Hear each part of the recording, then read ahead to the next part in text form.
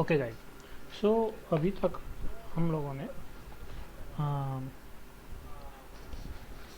Just एक minute, थोड़ा eco और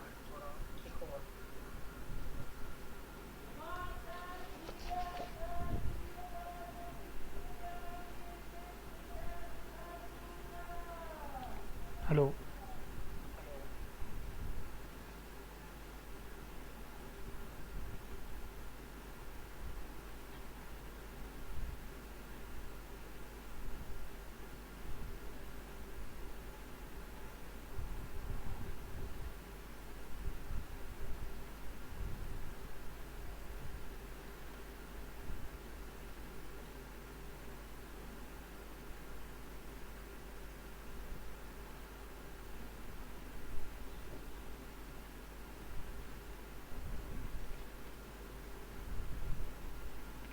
ओके, सो हम वोल्ट कनेक्शन पढ़ रहे थे। वोल्ट कनेक्शन में हमारा मेजर पोर्शन कवर हो गया था। दो बहुत छोटे छोटे से टॉपिक रह गए थे।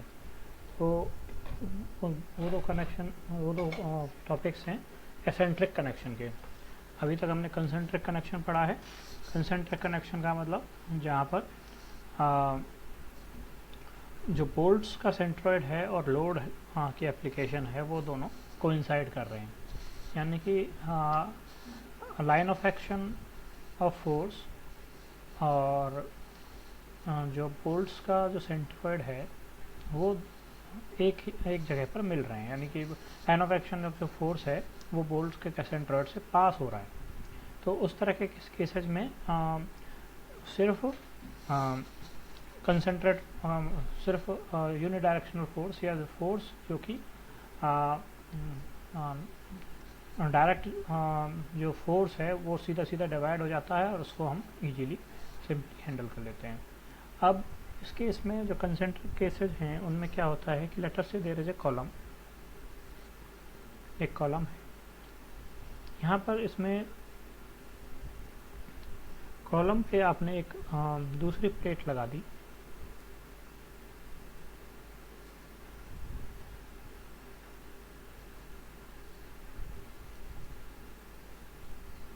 ऐसे एक आपने दूसरी प्लेट लगा दी। अब यहाँ पर कुछ बोल्ट्स हैं, एक कनेक्शन आपने बनाया, शायद सेम साइज के बोल्ट हैं ऐसे से। तो अब ये जो फोर्स है पी फोर्स आपने एसेंट्रिकली लगाया है। तो एसेंट्रिकली का मतलब ये है कि ये जो 6 बोल्ट्स हैं, इन 6 बोल्ट्स का एक सेंट्रॉइड होगा। तो वो सेंट्रॉइड मान लेते हैं यहाँ पर है। तो सेंट्रॉइड अगर यहाँ पर है तो सेंट्रॉइड से जो डिस्टेंस है फोर्स की वो हो गई एसेंट्रिसिटी। अगर ये फोर्स की जो लाइन ऑफ डायरेक्शन अगर यही होती, मान लो फोर्स ऐसे ही लग रहा होता है इसी डायरेक्शन में, तो ये कंसेंट्रिक फोर्स होता है। लेकिन चूंकि फोर्स थोड़ा दूर लग रहा है तो ये एसेंट्रिक फोर्स हो गया। अब एसेंट्रिक फोर्स हो गया। अब इसमें हमारा इंटरेस्ट ऐसा क्यों है कि इसको पर्टिकुलरली हम देख रहे हैं?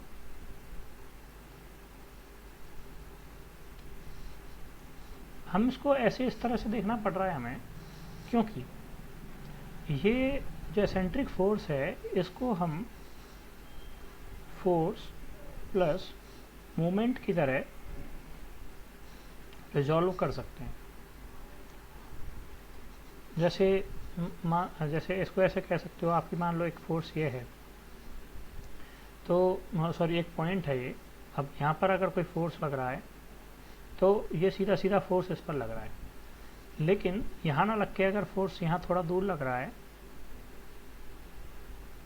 ई डिस्टेंस पर, तो पहले अगर पी फोर्स था तो वो सीधा सीधा पी था, लेकिन अब अगर पी फोर्स ई डिस्टेंस पे लग रहा है तो उसका जो रिजल्टेंट है, एक तो ये पी तो रहेगा ही P force vertical as it is, उसके अलावा एडिशन में पी इंटू ई मोमेंट भी आ जाएगा। तो पी फोर्स और पी इंटू ई मोमेंट दो चीज़ें अब ऐसे हो जाती हैं। तो इसी तरह से, तो इसी थीम पर या इसी तरह से यहाँ पर इस तरह के केसेस में होता है। तो क्या बन गया इससे, एक तो P फोर्स बन गया और P इंटू ई मोमेंट हो गया। दो चीज़ें हमें यहाँ पर मिल गई। तो ये दो चीज़ें हमें मिल गई तो डिज़ाइन हमारी चेंज हो जाएगी। पहले क्या हो रहा था, जब P इंटू ई नहीं था, सिर्फ P ही था अकेला, तब क्या होता है, और जब दोनों हैं तब क्या होता है। तो थोड़ा सा हम इसको कलर कोडिंग कर देते हैं कि दो चीज़ें हैं अब मेरे पास, एक तो P है और एक P इंटू ई है। तो जब P है तो क्या क्या हो रहा है,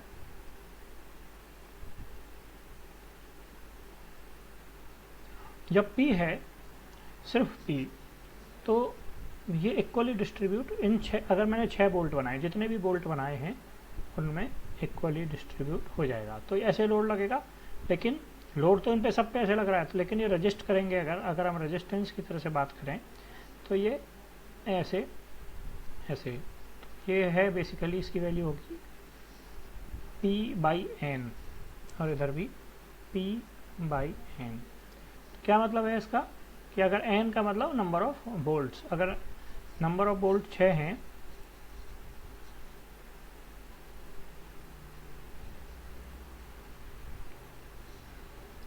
क्या हो रहा है इसमें, अगर 6 बोल्ट्स हैं तो 6 बोल्ट्स हैं तो P/6 हो जाएगा। तो यानी कि अगर 60 किलो न्यूटन का फोर्स आपने लगाया तो 60/6 10, तो हर बोल्ट 10 किलो न्यूटन को रजिस्ट करने में हेल्प करेगा। तो ये सारे ही P/N के फॉर्मूले पे काम करेंगे। अब रियलिटी में इसमें थोड़ा बहुत अंतर होता है, पर हम एक इंजीनियरिंग में एक डिसेंट अप्रॉक्सीमेशन लेके काम कर लेते हैं। तो ये P/N हो गए सारे। अब क्या होगा नेक्स्ट पॉइंट पे, जब ये P/N हो गए, अब इसके अलावा हमें पता चला कि भाई अब मोमेंट भी आ गया है, क्योंकि एसेंट्रिक कनेक्शन है तो P इंटू ई मोमेंट भी आ गया। तो अब P इंटू ई जो मोमेंट आया है वो मोमेंट है क्लॉकवाइज। तो ये जो क्लॉकवाइज मोमेंट है, ये सारे के सारे ये जो क्लॉकवाइज मोमेंट है प्लेट के थ्रू आ रहा है। तो अगर आप ऐसे देखोगे सिंपली कि जो प्लेट है, प्लेट पर फोर्स लग रहा है थोड़ा दूर, तो ये चाहेगा, ये जो फोर्स है ये कोशिश करेगा कि ये फोर्स जो है, अगर हम इसको जो सेंट्रॉयड है, सेंट्रॉयड को हम मान लें कि भाई सेंट्रॉयड अपनी जगह पर फिक्स है, तो आप ऐसे देख सकते हो कि जो P फोर्स है ये ऐसे इसको रोटेट करने की कोशिश करेगा क्लॉकवाइज। तो अगर ये रोटेट करना चाहेगा तो जो प्लेट है, प्लेट इस जगह की प्लेट है वो ऐसे जाना चाहेगी, इस जगह की जो प्लेट है वो ऐसे जाना चाहेगी, ये जो प्लेट यहाँ पे है इस पॉइंट पे वो नीचे जाना चाहेगी, ये जो इस पॉइंट के, तो जैसे जो एक आप ये सोचो कि एक डिस्क है, तो डिस्क में जो पॉइंट है वो टेंजेंट की डायरेक्शन में आगे बढ़ना चाहेगा। तो ऐसे अब अगर किसी बोल्ट के दोनों तरफ देखें तो एक पॉइंट ये है और एक पॉइंट ये है, तो ये तो ऐसे जा सकता है, कोई नहीं रोक रहा, लेकिन ये पॉइंट अगर ऐसे जाना चाहेगा तो इसको बोल्ट रोकता है। तो पॉइंट, इसलिए मैं उन्हीं पॉइंट्स को की बात कर रहा हूँ जहाँ पर हम देख रहे हैं कि जो बोल्ट से रजिस्ट होंगे, तो ऐसे इनका इन पर ऐसे ये इनका ऐसे मोशन रहेगा, मतलब ये पॉइंट्स चाहेंगे कि इस तरह से हम रोटेट करें, लेकिन जो बोल्ट है वो रजिस्ट करेगा। तो रजिस्ट करेगा तो क्या होगा, वो फोर्सेस इनके अपोजिट डायरेक्शन में लगाए जाएंगे। तो फोर्स लगाएगा बोल्ट, कैसे लगाएगा, अब जब आप इसको घुमाने की कोशिश करते हो तो ये पॉइंट जब ऐसे आना चाहेगा तो बोल्ट इसको रोकेगा, बोल्ट इस पर ऐसे फोर्स लगाएगा, सॉरी ये पॉइंट जाना चाहेगा ऐसे टेंजेंशियल डायरेक्शन में, मैंने वो गलत बना दिया था, तो टेंजेंशियल डायरेक्शन में जाना चाहेगा तो इसको बोल्ट जो है ऐसे फोर्स लगाएगा। ये पॉइंट अपने टेंजेंशियल में जाना चाहेगा तो इस पर ऐसे फोर्स लगेगा, इस पर ऐसे, और अब ये बड़ा एरो तो मैंने जस्ट डिस्टिंग्विश करने के लिए बना दिया था, मतलब कितनी भी वैल्यू हो सकती है, कम ज़्यादा एसेंट्रिसिटी के ऊपर, मोमेंट के ऊपर। तो ये ऐसे इनमें फोर्सेस लगते जाएंगे।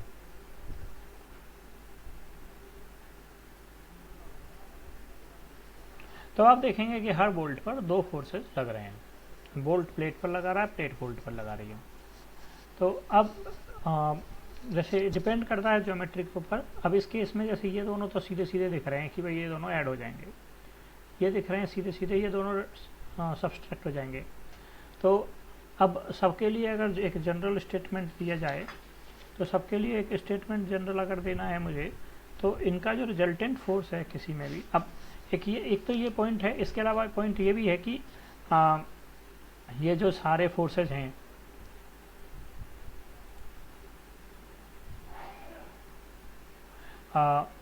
ये जो सारे फोर्सेज हैं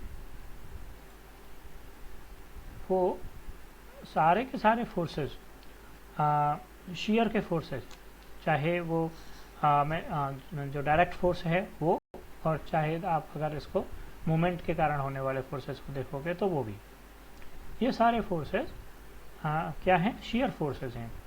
तो अब इनकी वैल्यू क्या होगी वो भी हम देख लेते हैं। तो वो वैल्यू जो है इनकी हम ऐसे देखेंगे कि भाई ये जो रोटेशन को रजिस्ट करते हुए जो भी वैल्यूज हमने यहाँ पर लिखी हैं, हर फोर्स में, हर बोल्ट में जो भी रजिस्टिंग फोर्स आया है, तो उसको हम मान लेते हैं Fi। बोल्ट्स की नंबरिंग हम कर लेंगे। तो नंबरिंग जस्ट मतलब ऐसे लिख लेते हैं कि भाई 1 2 3 4 5 6 बोल्ट हो गए। तो अब क्या है कि पहले वाले केस में जब डायरेक्ट फोर्स है तब तो हमें साफ साफ क्लियर है सब कुछ, उसमें हमें कोई दिक्कत नहीं आ रही है, सीधा PYN कर दिया। लेकिन जहाँ पर रोटेशन है उसमें या मूवमेंट है, उसके कारण थोड़ा सा चीज़ें कॉम्प्लिकेटेड हो जाती हैं। तो अब यहाँ पर हो ये रहा है कि भाई आप हर उसको देखोगे, यानी Fi में Fi से 1 2 3 4 5 6 है, तो मैं इसको Fi से डिनोट कर रहा हूँ, Fi इंटू Ri, यानी कि कोई भी बोल्ट का फोर्स जो कि मूवमेंट को रजिस्ट करने के लिए है, मल्टीप्लाइड बाई जो उसकी डिस्टेंस है सेंट्रॉइड से Ri, रेडियस की तरह से देखेंगे हम इसको। तो सेंट्रॉइड से तो जैसे लेटर से ये है यहाँ से यहाँ तक की डिस्टेंस, तो इसको हम R4 लिख देंगे, तो ऐसे हो गई Ri। तो ये इसको ऐसे मान लिया हमने कि ये रेडियसेज हैं, ये सिंपल डिस्टेंस कह लो, जैसे भी आपको ठीक लगे। सिग्मा Fi Ri, तो that will be equal to P into E। तो जो मूवमेंट है उसको टोटल ये सारे मिलकर रजिस्ट कर रहे हैं। अब हम एक और अजम्पशन मान लेते हैं फर्दर कि ये तो एक तो ये सिंपल हो गया, ये तो साफ साफ आपको दिख रहा है कि जो फोर्स है इनटू डिस्टेंस है वो बन गया मूवमेंट, और वो मूवमेंट ये तो इंटरनल मूवमेंट हो गया इधर वाला, और राइट साइड वाला अप्लाइड मूवमेंट हो गया। तो ये दोनों एक दूसरे को बैलेंस करेंगे। अब एक और आइडिया है, आइडिया ये है, अजम्पशन है, मतलब जो अजम्पशन है वो रियलिस्टिक अजम्पशन है। तो हम अज्यूम करते हैं कि जो Fi है that equal to K into Ri, यानी कि इसको बेसिक आइडिया, चलो इसको थोड़ा सा मैं चेंज कर देता हूँ, इस तरह से नहीं प्रेजेंट करके। शुरुआत हम करेंगे ऐसे कि भाई अजम्पशन है कि Fi is directly proportional to Ri, यानी कि जो फोर्स जितना दूरी पर, जो बोल्ट जितना दूरी पर है उसमें उतना ही ज़्यादा रेजिस्टेंस आएगा। तो अब इसको सिंप्लीफाई करके हम लिख देते हैं Fi equal to K Ri। ठीक है, तो ठीक है भाई, इससे हमको क्या मिलता है, इससे हमको मिलता है कि Fi की जगह में K Ri लिख देता हूँ। अब हम ये सब क्यों कर रहे हैं, ये जो प्रोसेस है वो इसलिए कर रहे हैं क्योंकि हमें हर बोल्ट में फोर्स हमें डायरेक्टली नहीं पता है कितना फोर्स आ रहा है, तो एक उसकी अप्रोक्सीमेट वैल्यू निकालने के लिए हम ये कर रहे हैं। तो एफ आई इक्वल टू के आर आई। तो अप्रॉक्सीमेट वैसे इन जनरल टर्म में इसको हम फाइनल या एक्चुअल फोर्स ही मानते हैं कि कितना फोर्स आया, पर अप्रॉक्सीमेट अगर आप इसको देखेंगे तो थोड़ी बहुत चीज़ें एक्चुअली चेंज हो सकती हैं। एनीवे तो एफ आई इक्वल टू के आर आई, तो ये हो जाएगा। तो ऊपर वाली इक्वेशन अगर मैं लिखता हूँ वापस, तो K R I R equal to 1 to 6 equal to P. अब के कांस्टेंट है तो के बाहर आ जाएगा, K R I square equal to P, और इस तरह से मुझे पता चल जाती है के की value, K equal to P E upon sigma R I square. ये मुझे के की वैल्यू पता चल गई। अब इससे मुझे क्या फ़ायदा हुआ, अब मुझे अगर पता करना है एफ आई की value, F I equal to K, जो कि हो गया P E upon sigma R I square multiplied by R I. तो जो के है वो तो एक कांस्टेंट है, तो इसमें तो क्या आर आई स्क्वायर है, तो ये सिग्मा है, तो R one square, R two square, R three square, ऐसे करके आप छः के छः को जोड़ दोगे, के की वैल्यू निकल जाएगी। अब आपको इस तरह से एफ आई की वैल्यू निकल जाएगी, जिसमें जो भी निकालना है उसमें उसका सिंगल उसका मल्टीप्लाई करते चलो। तो ये है पहला स्टेप, या पहला वाला केस।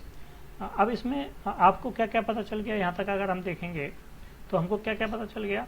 हमको पता चल गया कि भाई क्या क्या तो फोर्सेज आ रहे हैं, दो फोर्सेज आ रहे हैं, उन फोर्सेज की सेम डायरेक्शन नहीं है, फोर्सेज की डायरेक्शन चेंज हो रही है। अब उसके बाद की चीज़ें हैं उनको हम अब देखते चलेंगे। अब हमने दो तीन चीज़ें देख ली, फोर्स पता चल गए हमको दोनों। अब थोड़ा सा ज्योमेट्री पे आएंगे, क्योंकि फोर्स एग्जैक्टली दूसरे फोर्सेज की जो डायरेक्शन है वो बार बार चेंज हो रही है, एक फोर्स की कांस्टेंट है, एक की चेंज हो रही है। तो अब हम यहाँ पर ये देखेंगे कि यहाँ जो डायरेक्शन है उसको मैं कैसे निकालूं। अगर मैं इस डायरेक्शन से यहाँ का डायरेक्ट एंगल निकालूं, तो इसमें मुझे पता है एंगल मेरा, मैं किसी भी पॉइंट वर्टिकल से या किसी से भी एंगल आसानी से निकाल सकता हूँ। ये डिस्टेंस भी मुझे पता होती है, सेंट्रॉइड से किसी बोल्ट की या दो बोल्ट के बीच, दो लाइन्स ऑफ बोल्ट की डिस्टेंस मुझे पता होती है। तो आपको क्या क्या, जैसे ये जो बोल्ट्स के बीच की डिस्टेंस है ये पता होगी। कुछ केसेस में हो सकता है आप ही डिसाइड करें, ऐसे ये डिस्टेंस भी आपको पता होगी। तो इसको मैं लिख देता हूँ y, y की जगह h लिख देते हैं, इसको h, और इसको लिख देते हैं b। ऐसे सिंपल विड्थ और हाइट ऐसे किया मैंने। तो अब यहाँ पर ये जो एंगल्स हैं, या ये एंगल है, जो भी आपको चाहिए वो एंगल आप आसानी से निकाल सकते हो। आपको ये पता चल गया ये b है, तो यहाँ से यहाँ तक की जो डिस्टेंस है वो b/2 हो जाएगी। अब ये एक ट्राइंगल जैसी सिचुएशन हो गई। क्या हो गया यहाँ कि एक है यहाँ, एक सेंट्रॉइड है ये, और ये बोल्ट है यहाँ। तो ये एंगल, ये और ये, तो आपको पता है ये है b/2, ये है h। तो आप चाहे ये एंगल निकालना है, चाहे आपको कोई और एंगल निकालना है, आप आसानी से निकाल सकते हो। तो अगर ये एंगल आपको थीटा निकालना है तो tan theta equal to b/2 divided by h करके आप निकाल सकते हैं। इस तरह से आपको जो भी एंगल्स निकालने हैं वो एंगल आप निकालेंगे। इसमें सारे एंगल्स आप निकाल सकते हो सेम तरीके से। जब आप ये सब कर लेते हो तब आपको अब पता है कि भाई दो फोर्सेज हैं। फोर्स जो है वो वेक्टर होता है, वो भी आप जानते हैं, फोर्स जो है वो वेक्टर होता है, ये भी वेक्टर्स हैं। तो अब क्या है, रिजल्टेंट फोर्स अगर मुझे निकालना है, दोनों ही शेयर फोर्स हैं, तो दोनों ही शेयर फोर्स हैं, तो रिजल्टेंट कैसे निकलेगा, F resultant equal to under root. तो अभी मैं इसके सिर्फ मैग्नीट्यूड की बात कर रहा हूँ, तो मैं इसके वेक्टर को हटा देता हूँ, f1 square plus f2 square 2 f1 f2 cos theta. ऐसे करके आप इसका रिजल्टेंट फोर्स किसी भी बोल्ट में निकाल सकते हो। अब जब रिजल्टेंट फोर्स आपने निकाल लिया, एक बार रिजल्टेंट फोर्स निकाल लिया, तो फिर उसको अब आप डिजाइन जो करोगे वो पेज नंबर 75 जो IS कोड का है,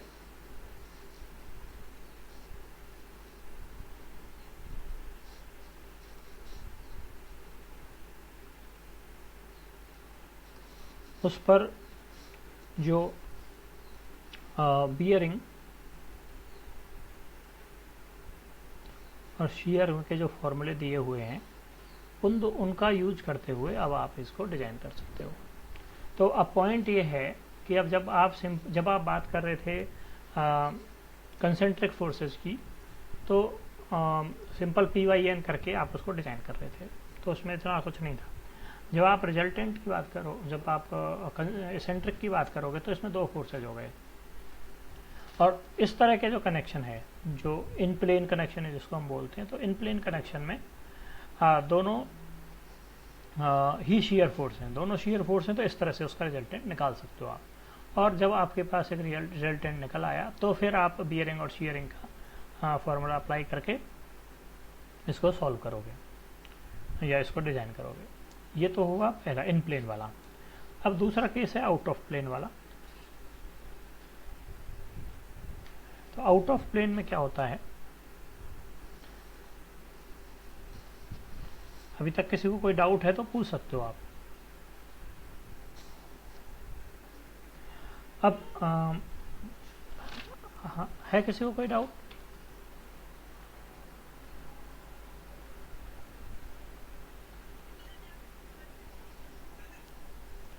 कोई डाउट? गोविंद कुछ कह रहे हो क्या? मुझे आवाज़ तो नहीं आ रही तुम्हारी, समझ में नहीं आया क्या वो कुछ कहा है क्या?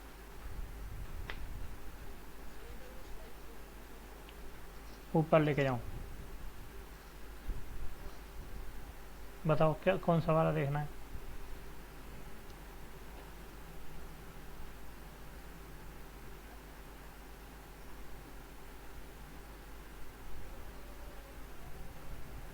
यही देखना है, कुछ और देखना है?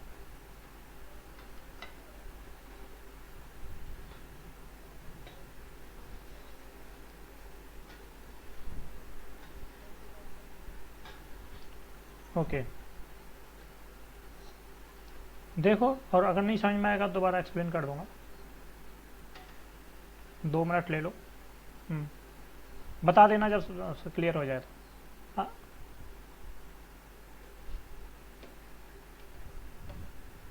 हाँ, मैं पूछ रहा हूँ कि अभी तुम 2 मिनट में मुझे वेट करूँ या आगे का बढ़ा दूँ?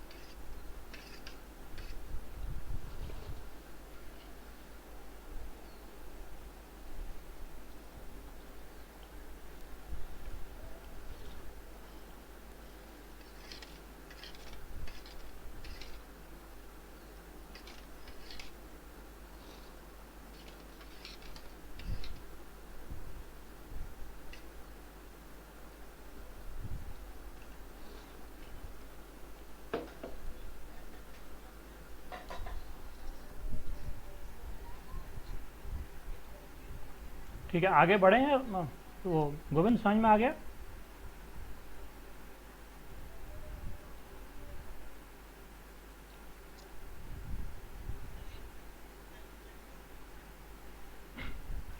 हाँ गोविंद, मुझे दोबारा एक्सप्लेन करना है क्या? सॉरी गोविंद, दोबारा एक्सप्लेन करूं या समझ में आ गया? हाँ ठीक, ओके। तो ये है इन प्लेन कनेक्शन। अब हम बात करते हैं आउट ऑफ प्लेन कनेक्शन की। आउट ऑफ प्लेन कनेक्शन में क्या होता है कि लेट अस से देयर इज अ कॉलम। अब पिछले वाले में तो प्लेट ऐसे लगी थी कुछ इस तरह से। अब इस वाले में प्लेट यहाँ पर लगती है, इसके परपेंडिकुलर। तो प्लेट यहाँ पर है, बोल्टेड कनेक्ट, बोल्ट्स ऐसे कनेक्टेड हैं, ऐसे बोल्ट से कनेक्टेड होता है। और यहाँ से एक ब्रैकेट जो है वैसे लगा हुआ होता है, और यहाँ पर P फोर्स लगेगा, सेम एसेंट्रिक डिस्टेंस है। तो उसमें और इसमें क्या अंतर है वो अभी हम देख लेते हैं।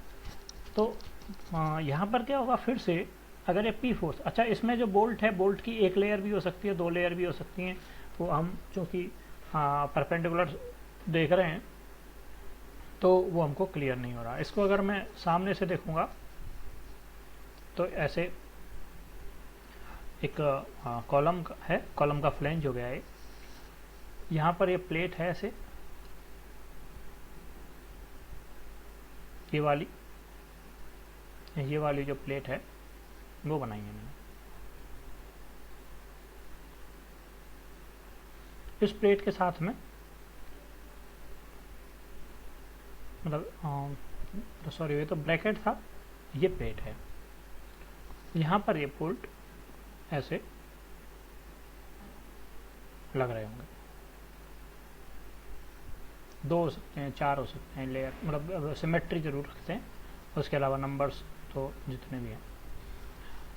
तो इस तरह के केसेस में क्या होगा, तो इसमें अगर हम देखें तो इसमें क्या क्या होता है। तो P फोर्स जो कि डायरेक्ट फोर्स आएगा, तो P फोर्स है, तो P फोर्स यहाँ पर सीधा सीधा आ गया। अब P फोर्स से क्या क्या होगा, हर बोल्ट पर P/N शीयर फोर्स लगेगा। P/N है और ये शीयर फोर्स है।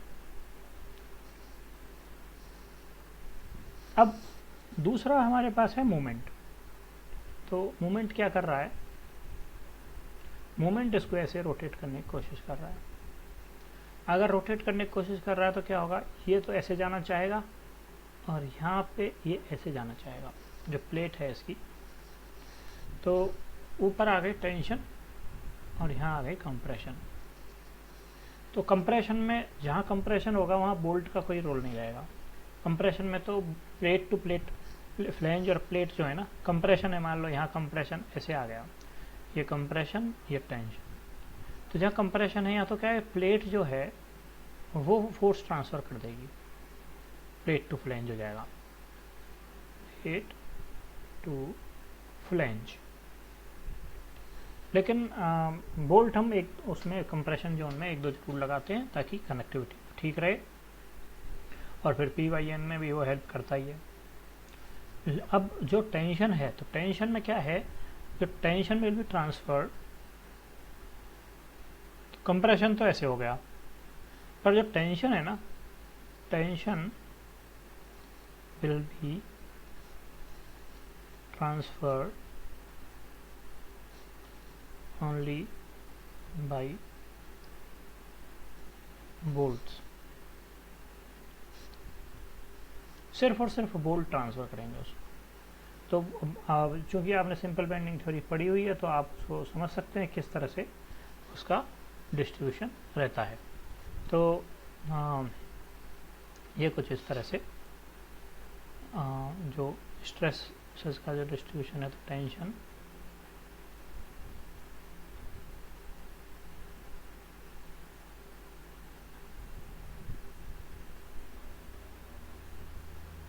इस तरह से ये ट्रांसफ़र होता है।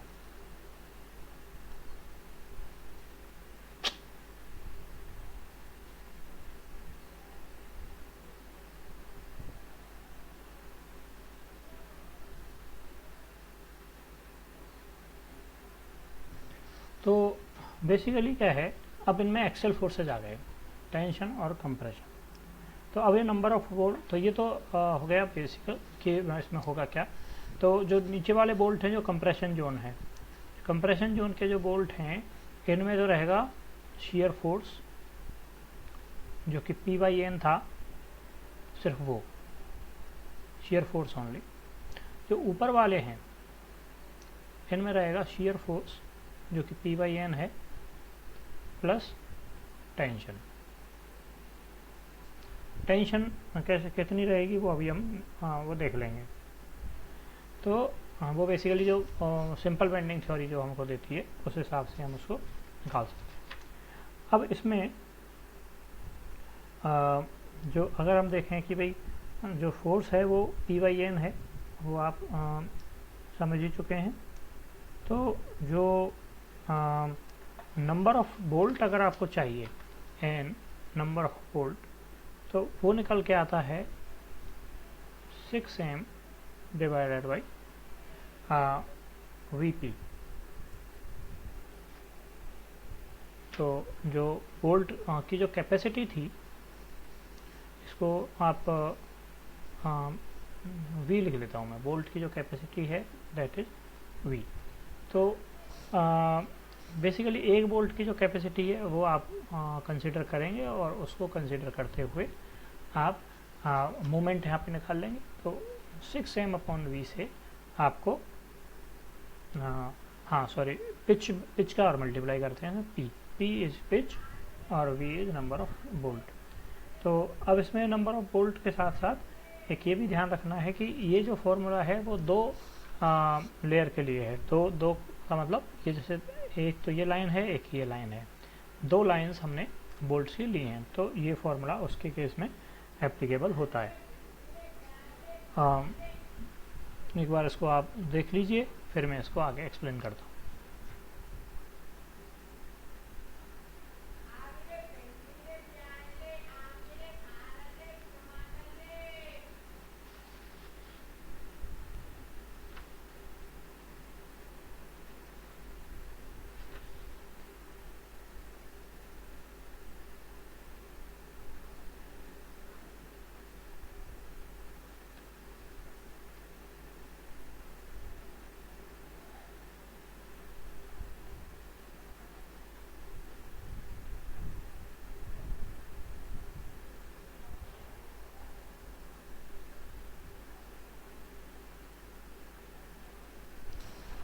अब अगर आपको इतना जैसे समझ, अगर कोई डाउट है यहाँ तक तो बताओ। अब इसमें भी सेम तरीके से जो दूसरा जो फोर्स है वो निकालने के लिए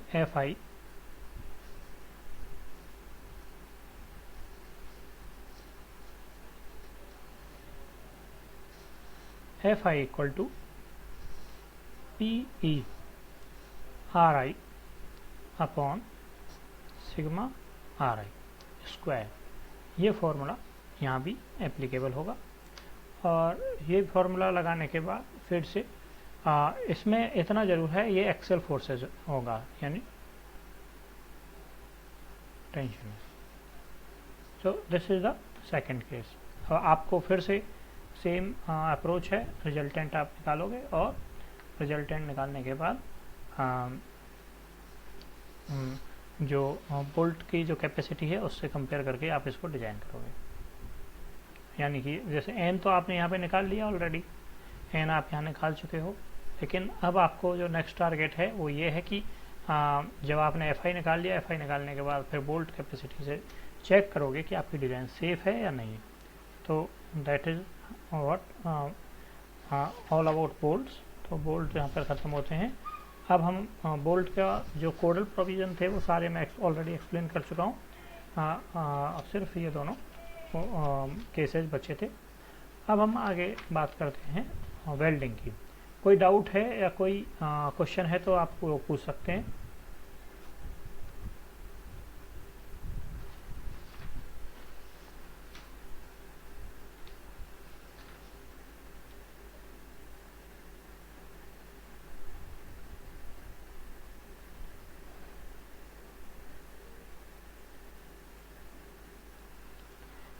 एक फॉर्मूले में एक माइनर चेंज है, यानी कि मैंने ये बोला था कि दो लाइन के लिए है, ये सिंगल लाइन के लिए है। अगर दो लाइन है तो यहाँ पर आप मतलब एम इंटू वी कर दूंगा मैं।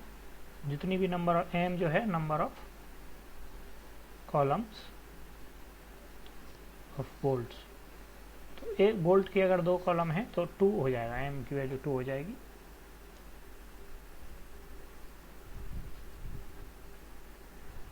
हाँ, तो अब इसको जो रिजल्टेंट है वो कोड में दिया हुआ है उसका, जो जो मैंने एक्सप्लेन किया हुआ है। तो combined action of tension and shear, तो प्रोबेबली पेज नंबर 78 के आसपास है ये। हाँ, वो और लास्ट टू लास्ट वीक मैंने एक्सप्लेन किया था। ओके, तो आई थिंक बोल्ट में इतना ही है। अब इसके बाद आप अब अपन आएंगे वेल्डिंग पे। तो मैं आपको 5 मिनट दे रहा हूँ, आप चाहो तो ये नोट्स और लिखना चाहो तो लिख सकते हो, या आप चाहो मैं शेयर ही कर दूँगा। तो अभी मैं 5 मिनट का ब्रेक ले रहा हूँ, फिर हम वेल्डिंग स्टार्ट करेंगे। हाँ, शेयर कर दूँगा, कोई दिक्कत।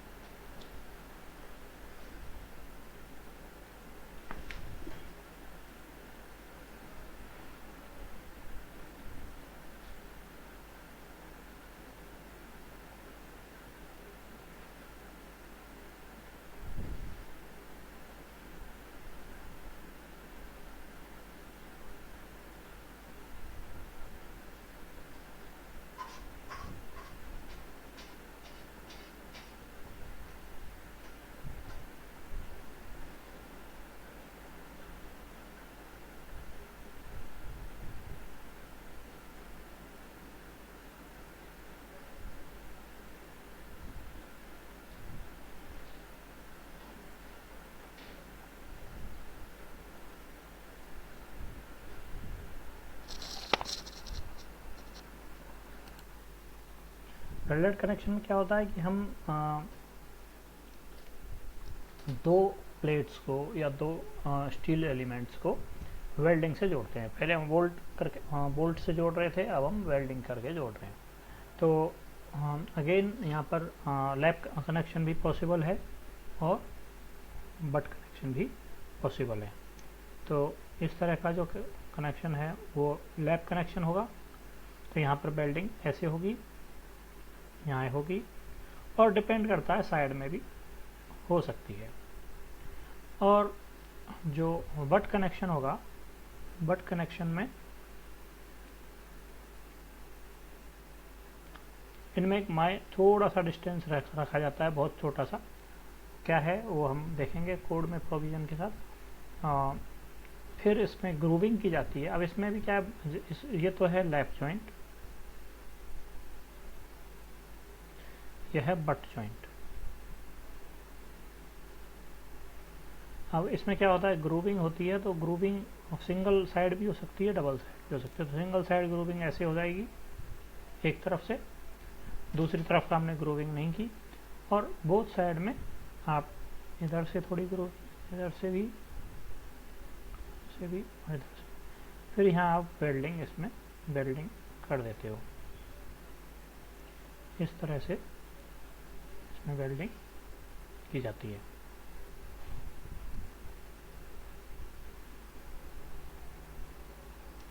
तो इस तरह से बट जॉइंट में तो सिंगल ग्रूव और डबल ग्रूव भी उसमें होता है।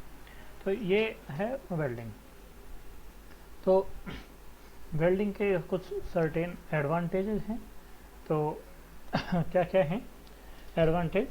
तो एक तो क्या है कि जब यहाँ पे क्योंकि गसेट प्लेट और कनेक्टिंग एंगल्स वो हट गए, तो जो वेल्डिंग कनेक्शंस हैं या जो स्ट्रक्चर है विद वेल्डिंग कनेक्शन होगा वो रिलेटिवली लाइट वेट होगा। फिर इसमें क्या है, होल वगैरह हम नहीं करते हैं। तो होल वगैरह करने से उसमें जो प्लेट है या पेरेंट एलिमेंट है उसका इफेक्टिव एरिया रिड्यूस हो जाता है, इफेक्टिव विड्थ रिड्यूस हो जाती है। तो उसकी जो टेंसाइल कैपेसिटी है वो रिड्यूस हो जाती है। इसमें वो सब नहीं रहेगा। और फिर जब आपको होल वगैरह नहीं करने हैं तो अगर आप इसको होल वगैरह नहीं करने हैं तो फिर इसमें ये भी फ़ायदा हो जाता है कि थोड़ा फास्ट हो जाता है इसमें वर्कमैनशिप, या जो काम है थोड़ा सा फास्ट रहेगा। देन थोड़ा ज़्यादा अडोप्टेबल है क्योंकि इसकी वर्कमैनशिप रिलेटिवली इजी है। बोल्ट्स में काफ़ी प्रेसीजन की ज़रूरत रहती है जहाँ पर हमें गलतियाँ होने के भी चांस रहते हैं। तो फिर इसमें अदर वे ये ज़्यादा एफिशिएंट पड़ता है वर्कमैनशिप जो है। तो वो मतलब वर्कमैनशिप के हिसाब से भी बेटर रहता है। और फिर इसकी जो एफिशिएंसी है, जो एफिशिएंसी ऑफ ए कनेक्शन जो हम बात करते हैं, वो इसकी बेटर रहती है। तो वो क्यों रहती है बेटर? क्योंकि इसमें कोई रिडक्शन ऑफ एरिया नहीं रहता है। इसमें होल करके हमने जो किसी एक एरिया का को रिड्यूस नहीं किया है, तो इसलिए इसकी जो स्ट्रेंथ है वो रिड्यूस नहीं होती है पेरेंट एलिमेंट्स की। तो जो पेरेंट एलिमेंट्स की विड्थ वगैरह या स्ट्रेंथ हम रिड्यूस नहीं कर रहे हैं, तो इसकी जो एफिशिएंसी है 100% तक अचीव करना पॉसिबल होता है। तो जबकि वोल्ट्स में जनरली क्या होता है कि हमने ठीक तो सिग्निफिकेंट एरिया उसका रिड्यूस कर देते हैं। वो रिड्यूस करने के कारण जो उसकी जो स्ट्रेंथ है, जो उसकी एफिशिएंसी है जॉइंट की, वो 70-80% पे ही रह जाती है। फिर जो बोल्ट है, बोल्टिंग वगैरह में नॉइज ज़्यादा प्रोड्यूस होती है बजाय वेल्डिंग के। देन वेल्डिंग कनेक्शन जो है वो बेटर, एस्थेटिक अपीयरेंस भी उनकी बेटर होती है। Then it is also possible कि वाटर टाइट और एयर टाइट कनेक्शंस हम इसमें अचीव कर सकते हैं। जो भी जहाँ भी गैप्स हैं, कोई गैप आप मत छोड़ो, हर जगह को वेल्ड कर दो, तो वो एयर टाइट और वाटर टाइट कनेक्शन अचीव हो जाएगा। लेकिन बोल्ट्स में तो वो क्लियरेंस और बोल्ट का जो गैप है वो हमेशा बना रहेगा, तो वो बोल्ट्स में वो पॉसिबल नहीं है। देन मतलब ये क्या, कोरोड भी कम होते हैं, क्योंकि एयर टाइट वाटर टाइट है तो इसमें कोरोजन कम है, दूसरे वाले केसेस में कोरोजन ज़्यादा है। फिर वोल्ट जॉइंट्स जो हैं वो रिजिड हैं, और वेल्डेड जॉइंट जो है वो रिजिड है। वोल्ट जॉइंट जो है वो डिपेंड करता है कि आपने किस तरह से कनेक्ट किया है। और आप उसमें बहुत हाई रिजिडिटी, यानी कि वो पूरी तरह से rigid, perfectly rigid bolt connection नहीं होगा, उसमें थोड़ा सा इम्परफेक्शन रहेगा। वेल्डिंग में आप near to perfect welding connection आप अचीव कर सकते हो।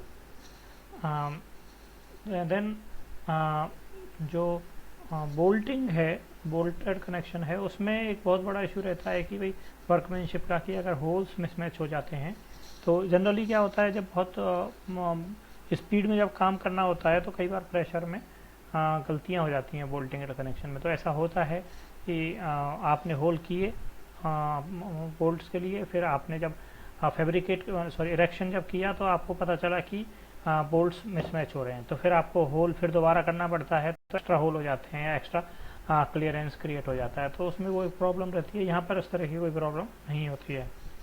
और फिर इसमें क्या है कि ओवरऑल चेंजेज इन कनेक्शन जो वेल्डिंग में इजीली पॉसिबल है, क्योंकि जहाँ भी जो भी करना है बस वहाँ पे वेल्डिंग करना आप शुरू कर दो। कुछ इसके थोड़े बहुत ड्रॉबैक्स भी हैं। तो एक बहुत बड़ा ड्रॉबैक जो है ना वो ये है कि वो वेल्डिंग के दौरान जो मटेरियल है, जो स्टील है, वो आप गर्म कर रहे हो। तो जब आप उसको गर्म कर रहे हो फिर वो कूल होगी, तो कुछ एरियाज गर्म हुए और कुछ एरियाज ठंडे रहे। अब उसको फिर उसके बाद आपने जब बहुत ज़्यादा गर्म करके फिर उसे कूल किया तो इसमें स्ट्रेसेस डेवलप हो जाती हैं, थर्मल स्ट्रेसेस डेवलप हो जाती हैं और वो परमानेंटली स्ट्रेसेस रहती हैं। तो वहाँ से वो जो मेंबर है वहाँ से डिस्टॉर्ट भी हो सकता है, और डिस्टॉर्ट होना हो, लेकिन डिस्टॉर्ट तो हो ही सकता है। डिस्टॉर्ट के अलावा एक उसमें फेलियर के चांसेस थोड़े से बढ़ जाते हैं, क्योंकि उसमें परमानेंट स्ट्रेसेस, कुछ थर्मल स्ट्रेसेस आपने जनरेट कर दी हैं। फिर एक प्रॉब्लम ये है कि ये जो वेल्डिंग है, वेल्डिंग जो है वो ब्रिटल फेलियर मतलब एक्सपीरियंस करती है, या ब्रिटल फेलियर इसमें होता है। तो वो एक कंसर्न होता है, हमें हमेशा इसको उस हिसाब से डिज़ाइन करना होता है। हम स्ट्रक्चर में चाहते नहीं है ब्रिटल फेलियर हो, लेकिन अब इसके और कई सारे एडवांटेजेस हैं, और इसके तो इसके हम एडजस्ट इसके हिसाब से करते हैं। फिर ब्रिटल फेलियर के हिसाब से फिर फैक्टर ऑफ सेफ्टी और दूसरी चीज़ों में फिर ध्यान रखा जाता है। फिर क्या है कि अगर हम फटीग की बात करते हैं तो फटीग में भी बोल्टेड कनेक्शन जो है वो बेटर परफॉर्म करता है बजाय वेल्डेड कनेक्शन के, और उसका मेन रीज़न है उसका ये ब्रिटल नेचर। ब्रिटल नेचर होने के कारण ये फटीग में थोड़ा सा वीक हो जाता है, मतलब सिग्निफिकेंटली वीक हो जाता है। देन एक और जो परेशानी है वो ये है कि जो वेल्डेड कनेक्शंस हैं, ये तो पॉसिबल है कि आप उसको बहुत अच्छा कनेक्शन तैयार कर सकते हो, लेकिन इसका जो इंस्पेक्शन है वो थोड़ा सा डिफ़िकल्ट है। डिफ़िकल्ट का मतलब यह है कि एक बार आपने वेल्डिंग कर दी तो एक तो क्या बहुत अच्छा वेल्डर आपको चाहिए, फिर वेल्डर बहुत अच्छा है, अब उसने अगर कोई गलती कर दी वो आप चेक कैसे करोगे? तो वो चेक करने के लिए आपको ज़रूरत पड़ती है कि कुछ एक तो केमिकल टेस्टिंग होती है, वो आप कर सकते हो। उसके अलावा जो ये है अल्ट्रासोनिक वगैरह, उससे आप इसकी टेस्टिंग करते हो, तो वो काफ़ी महंगी पड़ती है। बोल्ट में ये प्रॉब्लम्स नहीं है। तो इसमें क्या है कि जो नॉन डिस्ट्रक्टिव टेस्टिंग जो होती है NDT, उसका ठीक सिग्निफिकेंट यूज होता है वेल्डिंग कनेक्शन के इंस्पेक्शन में। तो देन अच्छी वर्कमैनशिप की आपको ज़रूरत होती है। अच्छे वर्कमैनशिप हैं तो आपका वेल्डिंग कनेक्शन जो है वो अच्छा निकल के आएगा। अगर आप पुअर वेल्डर ले आए तो फिर वो आपका काम ख़राब कर देता है वो। देन फील्ड कंडीशन में की सिग्निफिकेंट रिक्वायरमेंट होती हैं, जैसे डस्ट नहीं उड़ना चाहिए। अगर उस समय जब जैसे एक सिंपल एग्जांपल, आप वेल्डिंग करना चाहते हो तो बोल्टिंग में तो ऐसा कोई इशू नहीं है, डस्ट उड़ रहा है या कुछ भी हो रहा है, कोई दिक्कत नहीं है। लेकिन अगर वेल्डिंग आप कर रहे हो और डस्ट अगर उस समय उड़ रहा है तो डस्ट पार्टिकल्स वेल्डिंग के अंदर सेटल हो जाते हैं, और उससे होता ये है कि जब वो वेल्डिंग में सेटल हो जाते हैं तो वेल्डिंग वीक रह जाती है। इसी तरह से अगर मॉइस्चर है, जो प्लेट्स हैं या स्टील है, स्टील एलिमेंट्स पर अगर मॉइस्चर है तो उस मॉइस्चर का भी बहुत बड़ा आपको नुकसान झेलना पड़ता है, इस सेंस में कि जो मॉइस्चर जब आपने वेल्डिंग किया और मतलब उसका एक सॉल्यूशन ये है कि जो प्री हीटिंग फिर उसको किया जाता है। जिस जिस एरिया को आपको वेल्ड करना है तो चाहे तो गैस फ्लेम लेके या जो भी तरीका आप कर सकते हो, उससे आपको सरफेस से इन सबको इसको सरफेस से मॉइस्चर को हटा दोगे।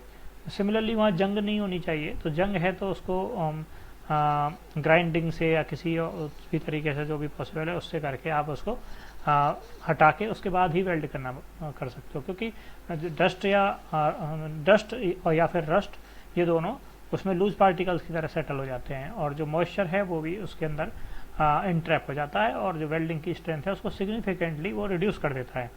तो ये चीज़ें आपको ध्यान रखनी पड़ती हैं। तो प्रॉपर वेल्डिंग कंडीशन इसकी रिक्वायरमेंट होती है और एक ही भी काफ़ी रिजिड होता है कनेक्शन, तो कई बार हमारा काम भी मतलब अनफेवरेबल होता है, हम नहीं चाहते इतनी रिजिडिटी, लेकिन ये रिजिड होता है।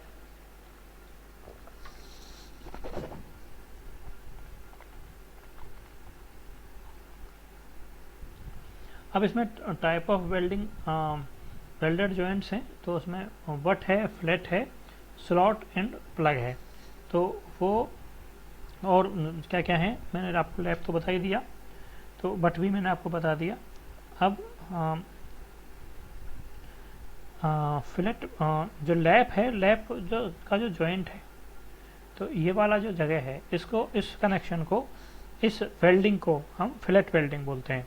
फ्लैट वेल्डिंग में क्या है कि एक सरफेस, तो दो सरफेसेज हैं जो आप कनेक्ट कर रहे हो, ये दोनों एक दूसरे के पैरेलल नहीं है। यहाँ पर क्या है, ये सरफेस और ये सरफेस एक दूसरे के पैरेलल हैं, लेकिन यहाँ पर ये पैरेलल नहीं है, मोर और लेस परपेंडिकुलर हैं, थोड़ा बहुत डिफरेंट एंगल भी हो सकता है। तो ये जो वेल्डिंग है, इसको ओवरऑल जॉइंट तो जो है वो लैप जॉइंट है, और जो वेल्डिंग है ये फिलेट वेल्ड है। अब ये वट वेल्ड है,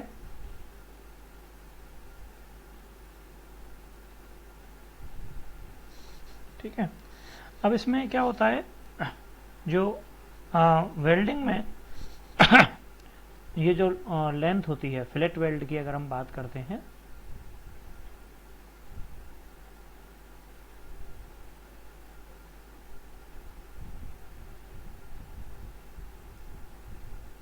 तो ये जो लेंथ होती है इसको हम बोलते हैं lag of weld. Lag of weld इसको हम बोलते हैं। और जो ये जो पॉइंट होता है इसको हम टो बोलते हैं। ये इसलिए बता रहा हूँ मैं क्योंकि इसकी ज़रूरत पड़ेगी हमें। ये जो इसका एंड है इसको हम टो बोलते हैं। तो लैग साइज हम डिफाइन करते हैं इसमें कि भाई लैग साइज कितनी रख सकते हैं। ये लैग साइज जैसे एक तो इस तरफ भी और ऐसे ही इस तरफ भी, तो ये लैग ऑफ वेल्ड है। तो लैग ऑफ मतलब लैग साइज का मतलब एक तरह से ये हो गया कि साइज ऑफ वेल्ड कितनी रख सकते हैं, उसके डिस्कशन के लिए इसकी ज़रूरत पड़ेगी। अब इसमें इसकी एक थिकनेस होती है जो फिलेट वेल्ड है, तो मैं इसको दोबारा बना देता हूँ इसे। ये वेल्डिंग है, तो अब क्या होता है कि इसकी एक थिकनेस हम इसको कर दें कि भाई ये इसकी थिकनेस हो गई टी। ये तो है लैग और ये है थिकनेस। मतलब थिकनेस तो वैसे यहाँ तक है, लेकिन इस पोर्शन को हम इग्नोर कर देते हैं और सिर्फ इतना अंदर वाला पोर्शन ही हम थिकनेस में कंसीडर करते हैं। तो ये है। Then comes slot weld. तो स्लॉट वेल्ड या प्लग वेल्ड में क्या होता है कि एक प्लेट को, वो अगेन लैप जॉइंट में होता है।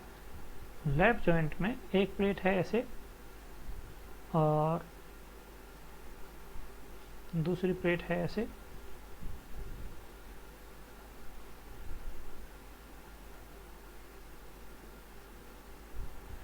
अब हम क्या करते हैं कि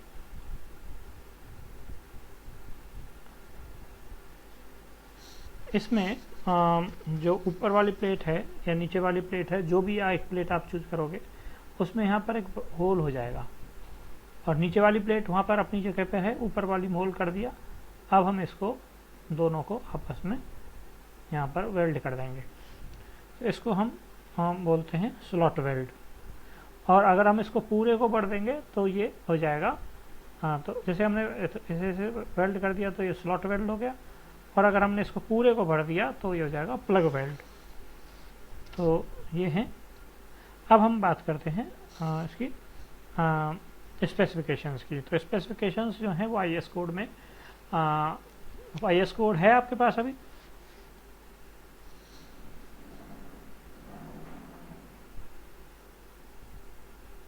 हाँ,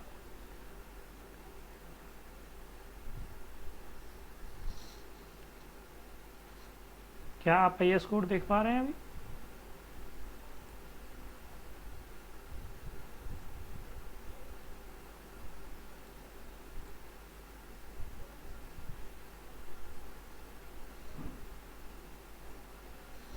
ओके, जस्ट ए मिनट, मैं आप पेज नंबर बता देता हूँ।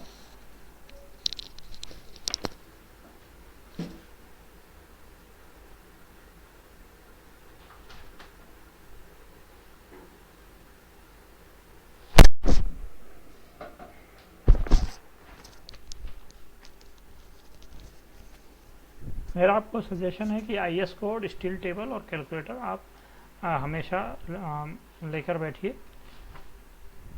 सो दैट जब भी कुछ रेफ़र किया जाए या बताया जाए तो आप आसानी से उसको रेफ़र कर सकें, आपको बाद में दिक्कत नहीं आए। तो वेल्डिंग कनेक्शन से स्टार्ट होते हैं पेज नंबर 78 पे, और जो bolt subjected to combined shear and tension में बोल रहा था वो है पेज नंबर 76 पे। 76 पे 10.3.6। तो उसको मैं लिख देता हूँ।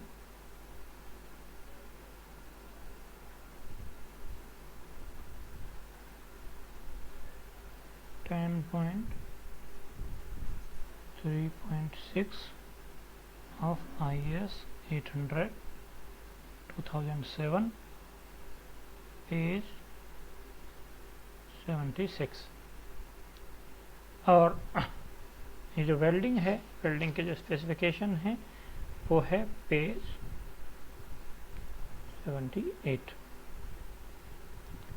तो आप कोड रेफर कोड अगर आपके पास है तो आप कोड लीजिए, मैं एक एक करके जो स्पेसिफिकेशंस हैं वो एक्सप्लेन करता चलता हूँ। तो हम पहले ले लेते हैं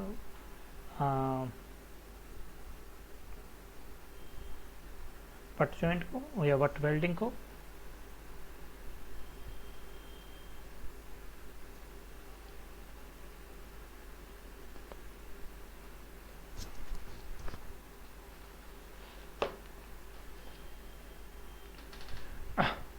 तो अब इसमें क्या होता है, जो बट वेल्ड है, तो बट वेल्ड आप फिर से एक बार दिखा देता हूँ। ये वाला जो है वो बट वेल्ड है, this one is butt weld.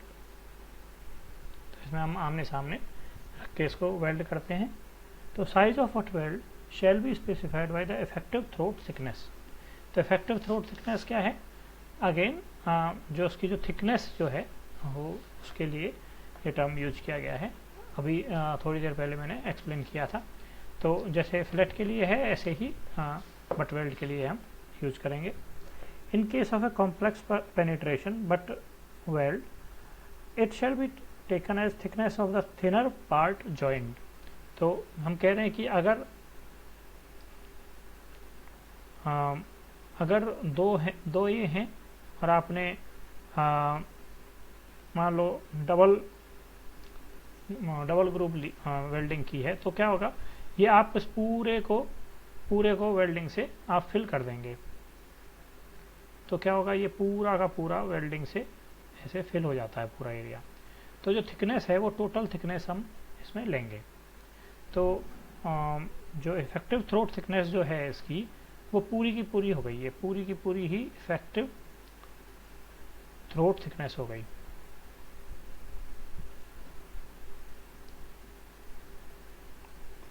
लेकिन क्या होगा अगर एक प्लेट बड़ी है और एक प्लेट छोटी है? अगर एक प्लेट बड़ी है और एक प्लेट छोटी है तब वो ऑब्वियस है कि भाई जो वेल्डिंग है वो यहाँ तक मैक्सिमम वेल्डिंग जो है वो इतनी ही ली जा सकती है। जो छोटी वाली जो प्लेट है उसकी साइज तक ही आप ले सकते हो। तो अब इसमें भी क्या होता है, double U, double V, double J, इस तरह के double bevel butt joint butt weld में भी generally regarded as a complete penetration butt weld. तो इसने हम यहाँ पर जो 4-5 हैं केसेस, उनको हम कंसिडर कर सकते हैं। ये मैं बता रहा हूँ एस एस बबी कट्टी वाली बुक से कि भाई ये केसेस हैं जिसमें जिनको आप double U double V double J and double weld may be generally regarded as complete penetration but weld। तो जस्ट एक दो चीज़ें इसमें बता देता हूँ। डबल यू का मतलब जो शेप आप काटोगे तो वो यू टाइप की शेप यहाँ पे ऐसे काटोगे, इसको ऐसे काटोगे। डबल वी का मतलब आप इसकी जो शेप है वो वी शेप की काटोगे, जो ग्रूव काटोगे ग्रूव की शेप है ये। Then effective throat thickness in case of incomplete penetration, तो ये तो कंप्लीट पेनिट्रेशन है डबल वाले। इनकम्प्लीट पेनिट्रेशन है shall be taken as minimum thickness of the weld metal common to the part joint excluding reinforcement। तो जब तो double complete में तो हमें क्लियर है। इनकम्प्लीट में क्या होगा, इनकम्प्लीट में हम इस तरह से लेंगे कि भाई जो पार्टिसिपेट करने वाला जो डेप्थ है उतनी ही कंसिडर किया जाए। और अगर आपको एक्जैक्टली नहीं पता है तो आप इसको 5/80 ले सकते हैं।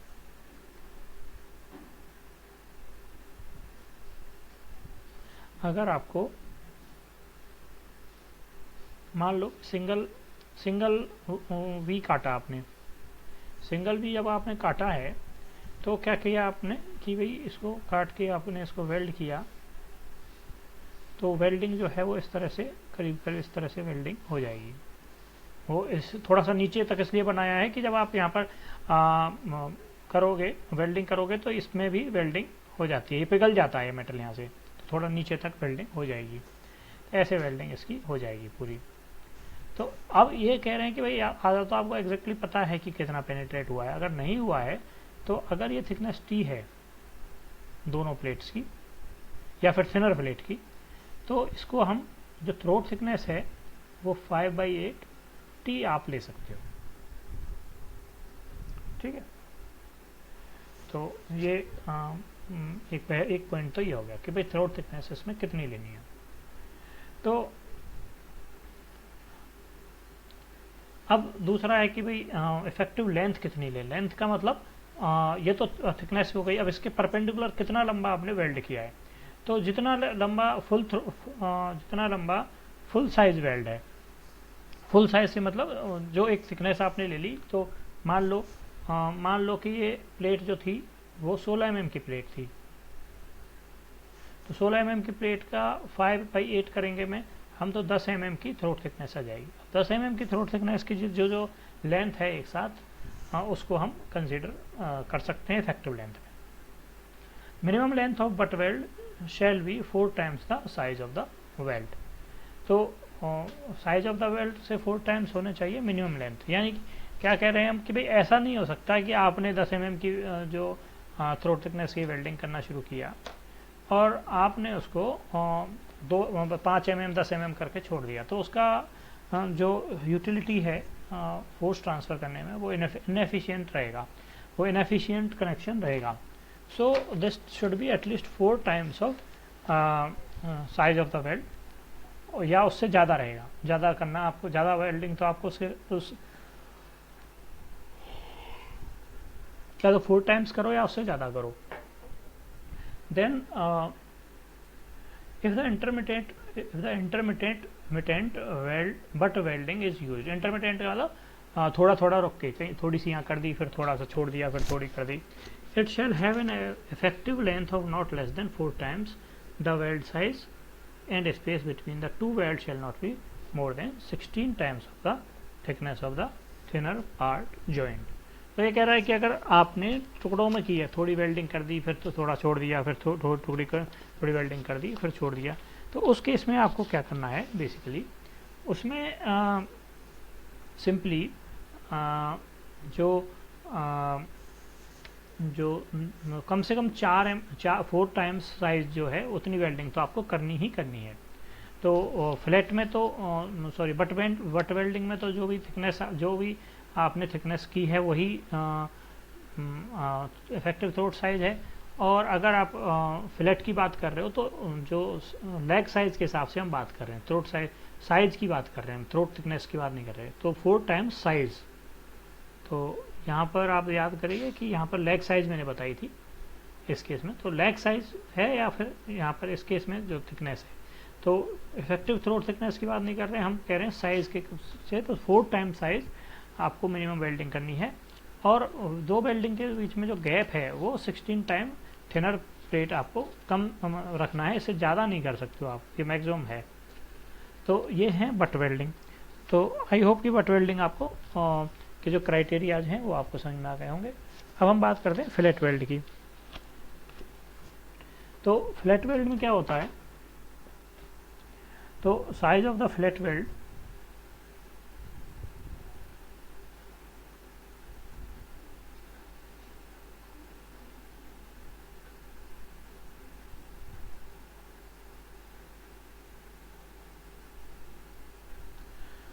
अब फिलेट वेल्ड में क्या है कि size of normal fillet weld shall be taken as minimum weld leg size.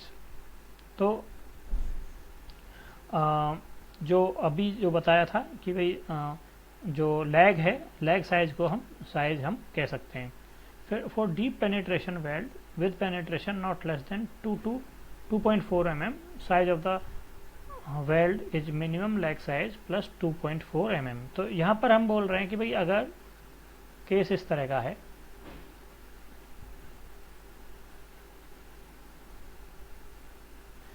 एक तो वेल्डिंग आपने ऐसे कर दी, वेल्डिंग ऐसे कर दी तो ये आपकी लेग साइज हो गई, राइट, नॉर्मल केस में। लेकिन आपने डीप वेल्डिंग की है, तो डीप वेल्डिंग का क्या मतलब है, नॉर्मल वेल्डिंग में तो हम कह रहे हैं कि भाई मोर और लेस ये इतना ही है, थोड़ा सा ये इधर से पिघल जाएगा, थोड़ा इधर से पिघल जाएगा, ये आपने वेल्डिंग इसकी कर दी। लेकिन आपने अगर डीप वेल्डिंग किया, डीप वेल्डिंग का मतलब ये ऐसे आपने इसको भी कवर किया है, अंदर तक इसको मेल्ट करवाया है, और जिसकी जो जो डेप्थ है वो ग्रेटर देन 2.4 mm है, तब उस केस में जो total size of the weld है, साइज ऑफ द वेल्ड जो है इसको मैं ऐसे लिख रहा हूँ, तो ये प्लस ये यहाँ तक ले लेंगे, 2.4 का ऐड कर देंगे, एस प्लस 2.4 mm। 2.4 से ज़्यादा नहीं ले सकते, पर 2.4 तक ले सकते हो आप।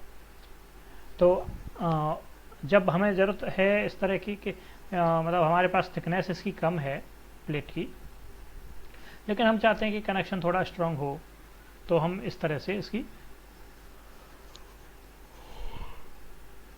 साइज इंक्रीज कर सकते हैं।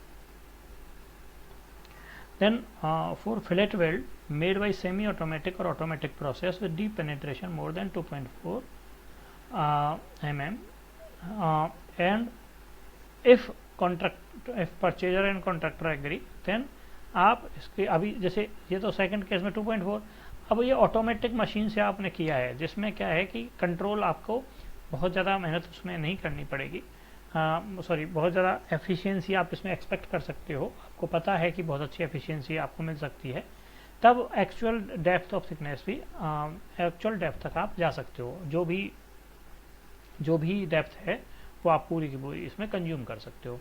तो फिर क्या हो जाएगा, थर्ड केस में ये हो जाएगा actual depth, actual size of weld आप कैलकुलेशन में कंसीडर कर सकते हो। तो ये 3 केसेस तो हैं वेल्ड साइज के।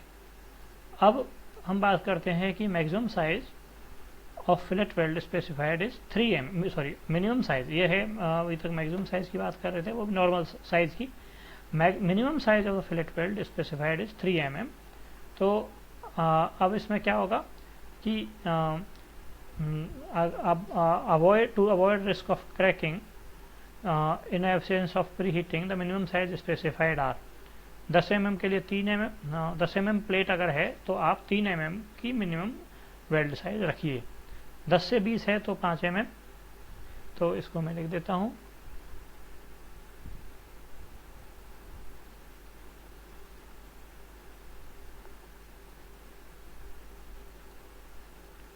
तो मिनिमम वेल्ड साइज जो है, अगर प्लेट की थिकनेस है और वेल्ड साइज दो चीज़ें हम देख रहे हैं। तो अगर प्लेट जो है वो लेस देन 10 mm है तो 3 mm की वेल्ड साइज सफिशिएंट रहेगी। अगर 10 से 20 mm है तो ये 5 mm, 20 से 32 तो ये 6 और 32 से 50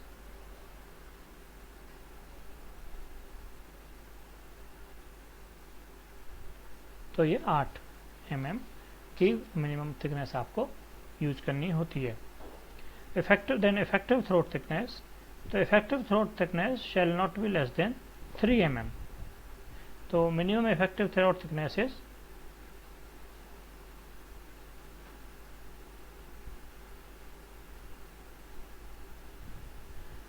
the minimum effective throat thickness is 3 mm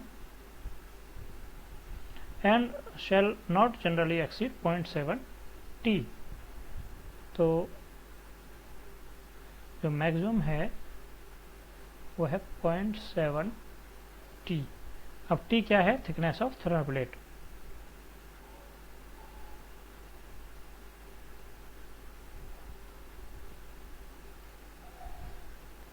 thickness of thinner plate है t, तो 0.7 t से ज़्यादा आप नहीं ले सकते। अब इसमें भी क्या होता है कि जो एंगल ऑफ फेसेज है, तो अभी जो हमने ऊपर केसेज लिए थे, इन केसेज में तो दोनों जो सरफेसेज हैं वो 90 डिग्री की हैं। अब इस केस में क्या होगा कि अगर ये दोनों 90 डिग्री एंगल पे नहीं हैं तो कोड में पेज नंबर 78 पे के की वैल्यू दी हुई है टेबल नंबर 22। तो टेबल नंबर 22 आप रेफर कीजिए ऑफ IS कोड। इसमें बॉटम पे एक टेबल दी हुई है जिसमें डिफरेंट वैल्यूज ऑफ के लिए डिफरेंट वैल्यू ऑफ एंगल्स के लिए जो के की वैल्यू है वो दी हुई है। तो ये 0.7 से 0.5 के बीच में वेरी करती है।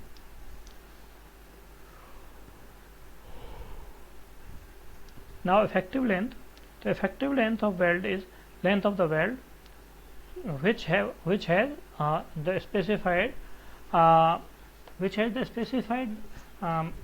throat thickness।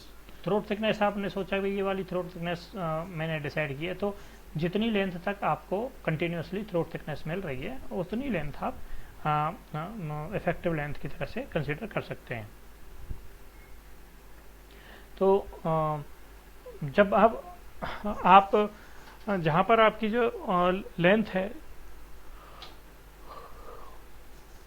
वो आप जनरली हम क्या प्रैक्टिस करते हैं कि हम ये मानते हैं कि जो एंड के जो 2 इंटू एस है उतनी length, double of size of length जो है उसको हम मानते हैं कि ज़्यादा इफेक्टिव का नहीं है। तो अब इसके दो तरीके हैं, या तो जो एक्चुअल वेल्ड है उसमें से दोनों साइड से एक, जैसे एक अगर लाइन खींची आपने फ्लैट वेल्ड की तो double of size of the weld, double weld size एक तरफ से और डबल वेल्ड साइज दूसरी तरफ से, इतनी लेंथ हम कैलकुलेशन में सब्सट्रैक्ट कर देते हैं।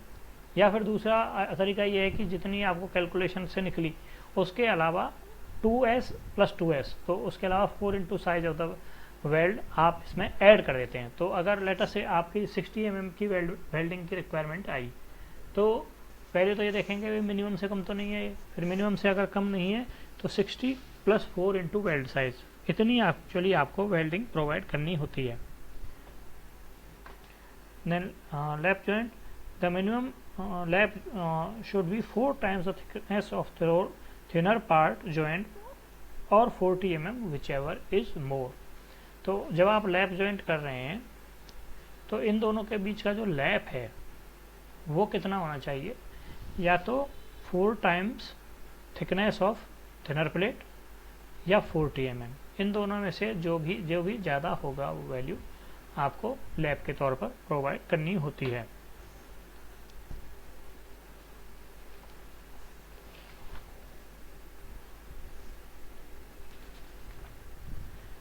देन अगर इंटरमिटेंट वेल्ड्स हैं तो the length should not be less than 4 times the weld of the weld size और 40 mm। अगेन जैसे पिछली बार 4S था, इस बार भी 4S है।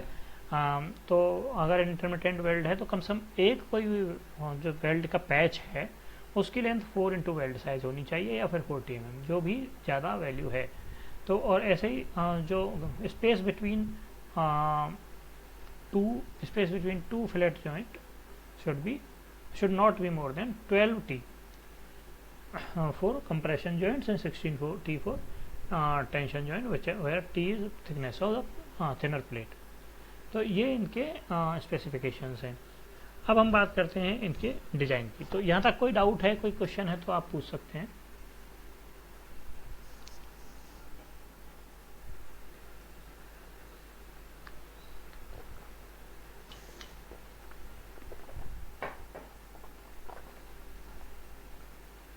अगर आपका कोई डाउट है तो पूछ सकते हैं, अदरवाइज मैं आगे बढ़ता हूँ।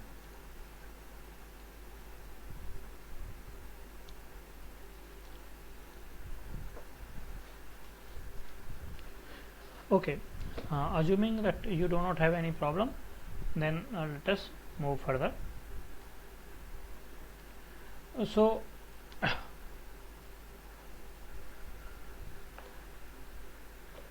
what is the design stress in the weld? तो design stress in the weld जो है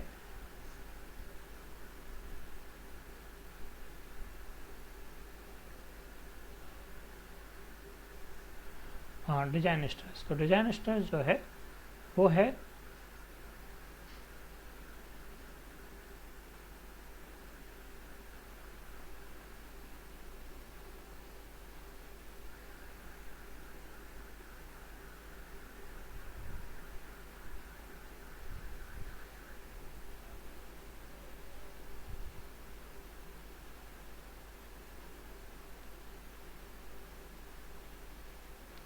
ये है फिलेट वेल्ड के लिए,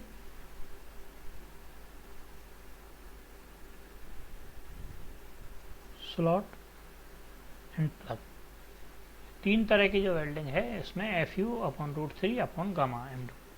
अब FU/√3 इसलिए है ये क्योंकि इसमें जो वेल्डिंग है वो शियर स्ट्रेस फेस करती है। तो शियर स्ट्रेस के केस में हम FU/√3 इसको कर देते हैं, और अल्टीमेट लोड पर हम इसको अल्टीमेट स्ट्रेंथ को हम कंसिडर कर रहे हैं।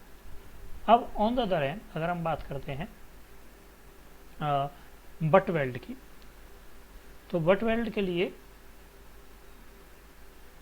सीधा सीधा हम इसको जो एक्चुअल जो मेटल की जो स्ट्रेंथ है वही हम यूज कर लेते हैं। तो उसमें चूँकि वो डायरेक्ट स्ट्रेसेस में है, डायरेक्ट कंप्रेशन या डायरेक्ट टेंशन उसमें आती है, तो उसमें जो Fy या Fw, तो अब चूँकि हम अगर यील्ड के लिए कर रहे हैं तो यील्ड के लिए करते हैं तो Fy, और जब हम वेल्डिंग अल्टीमेट के लिए करते हैं तो Fu आ जाएगा इसमें। तो स्ट्रेस जो है वो पेरेंट मेटल से हम ज़्यादा नहीं ले सकते। पेरेंट मेटल की जो स्ट्रेस है बेसिकली उसको परमिसिबल स्ट्रेस वही इसमें हम यूज़ करते हैं, what ever is the stress of the parent material. अब अगेन जो गामा MW है वो टेबल नंबर 4 या 5 है जो मैंने लास्ट बार आपको बताया था, वो उससे आप रेफर करेंगे। That is table number 5 on page number 30। तो वो है कि भाई अगर शॉप वेल्ड है तो 1.25 और फैक्टर ऑफ सेफ्टी, और अगर फील्ड वेल्ड है तो 1.5। अब इसके अलावा कुछ और चीज़ें जो कि if a field weld is applied if a fillet weld is applied to the square edge of a part, the specified size of the weld should generally be at least 1.5 mm less than the edge thickness। तो हम यहाँ पर बोल रहे हैं कि भाई कम से कम यहाँ पर कम से कम 1.5 mm का गैप होना चाहिए। ऐसा नहीं है कि आपने टॉप तक वेल्डिंग कर दी, वो पॉसिबल नहीं है। तो कम से कम 1.5 mm का गैप आप यहाँ पर छोड़ोगे। Then if a fillet weld is applied to the rounded toe of a rolled section, the specified size of the weld should generally not exceed 3/4 of the thickness of the section at the toe. अगर rolled section है तो rolled sections के जो to होते हैं वो थोड़े से राउंडेड होते हैं, तो राउंडेड टो पर हम 3/4 थिकनेस से ज़्यादा वेल्डिंग नहीं करते. In member subjected to dynamic loading the fillet weld shall be of full size and with the length equal to the thickness of the plate. तो जब आप बात कर रहे हो डायनेमिक लोडिंग की, तो डायनेमिक लोडिंग में हम क्या करते हैं कि इसकी पूरी थिकनेस को वेल्ड कर देते हैं. And then and fillet weld normal to the direction of the force shall be of unequal size with throat thickness not less than 0.5 t. The difference in the thickness of weld shall be negotiated in uniform shape. तो अब उसमें क्या है कि अगर and flat weld है तो उसकी जो थिकनेस है उसको हम वेरी कर सकते हैं. देन अगर लॉन्ग जॉइंट है तो एक करेक्शन है. तो if length of the joint is greater than 150 into t, then the design capacity is reduced by a factor beta tw equal to 1.2 minus 0.2 lj divided by 150 t less than 1.0. इसकी value 1 से कम रहेगी, less than 1. तो point ये है कि ये इसलिए लिखा है कि वैसे तो क्या है, अगर आप करेक्शन ध्यान से लगाओगे, अगर 150t से वैल्यू छोटी 150t से वैल्यू बड़ी है तो अपने आप 1 से कम वैल्यू आ जाएगी. इन केस अगर 150t से छोटी वैल्यू आपने रख दी तो आपको ये वैल्यू 1 से बड़ी मिल जाएगी. तो आपको ध्यान रखना है कि आप करेक्शन सही लगा रहे हो या गलत लगा रहे हो, इसलिए लिखा है कि वो 1 से छोटी ही हो गई. तो this is about welding.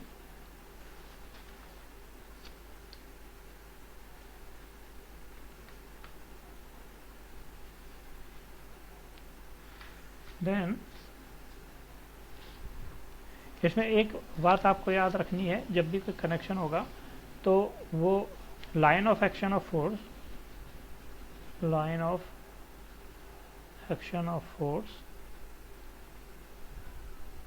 must pass through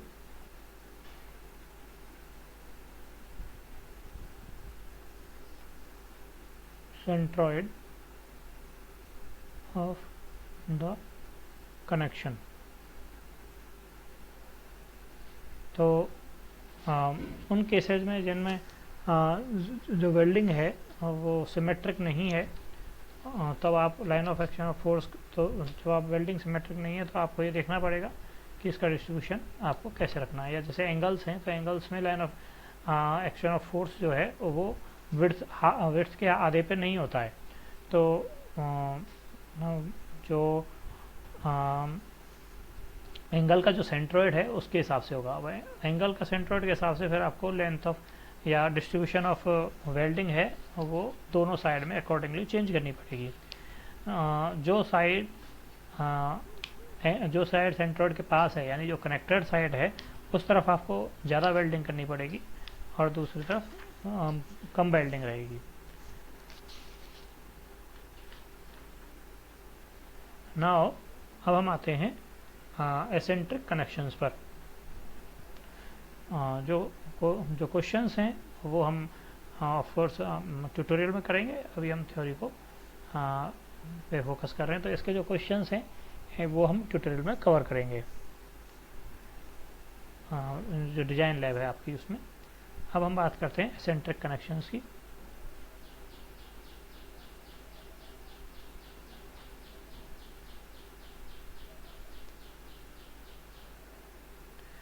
so what is eccentric connection? Eccentric connection again दो तरह के हैं, एक इन प्लेन और आउट ऑफ प्लेन. तो वो दोनों अभी आज थोड़ी देर पहले हमने डिस्कस किए थे. तो अब इन कनेक्शंस के लिए क्या है, अगेन पहला केस जो कि इन प्लेन का है, ये कॉलम है, इस कॉलम में एक गसेट प्लेट है,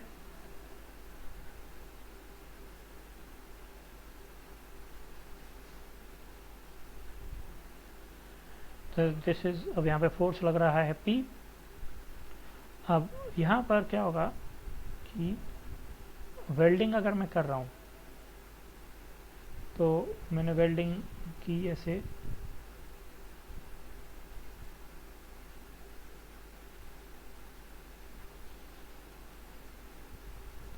ये वेल्डिंग मैंने की, तो इस वेल्डिंग का एक सेंट्रॉइड होगा।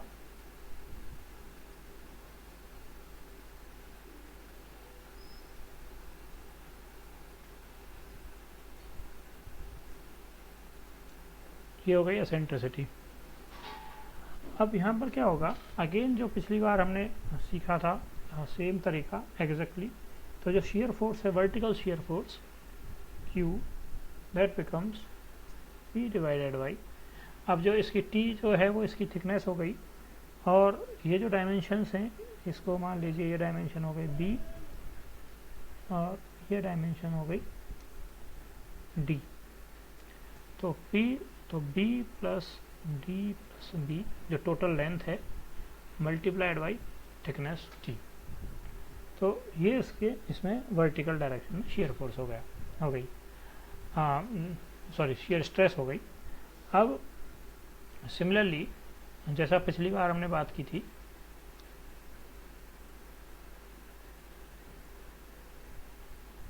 कि ये सेंट्रॉइड है इसका, इस सेंट्रॉइड से इसकी हर पॉइंट की जो रेडियस है वो हम निकाल लेंगे। तो जो पॉइंट मैंने बनाया है ये फर्देस्ट डिस्टेंस होगा, या तो ये होगा या फिर ये होगा।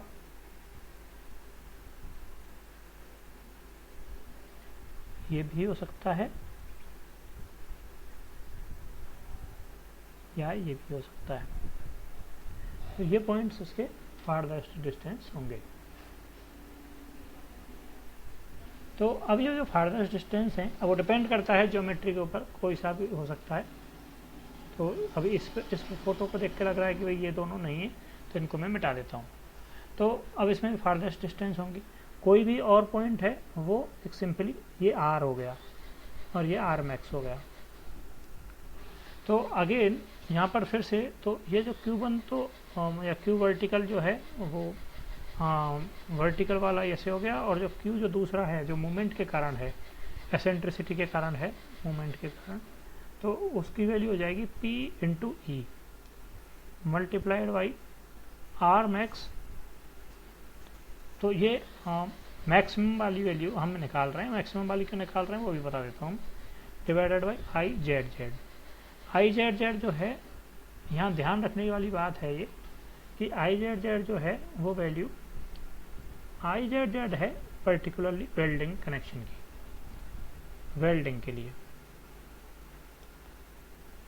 ये वेल्डिंग गसक प्लेट की नहीं है, ये आई जेड जेड जो है वो वेल्डिंग की है ये। तो वेल्डिंग को हमने एक शेप देंगे कि इस तरह से ये वेल्डिंग, अब उसकी हम आई जेड जेड हम निकालते हैं। तो अब मैक्सिमम इसलिए निकाला है क्योंकि फेलियर जो है वो मैक्सिमम वाले केस में होगा, बाकी जगह पर जो है Q की वैल्यू वो QM जो है वो कम रहेगा इससे। तो सबसे ज़्यादा जो हमारे लिए चिंता की बात है वो यहीं पर होगी। तो अगर ये सेफ हो गया, जो R मैक्स वाली जो या Q मैक्स जो है QM मैक्स वाला केस सेफ हो गया, तो बाकी सारे जगह पर ये सिचुएशन सेफ रहेगी।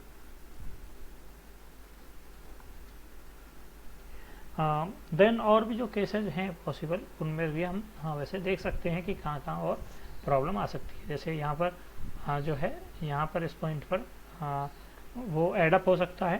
तो हम यहाँ पर क्या करेंगे अब, तो और ये भी याद रखना कि जो आई जेड जेड है ये basically I X X plus I Y Y से निकलेगा। पोलर मोमेंट ऑफ इनर्शिया है ये।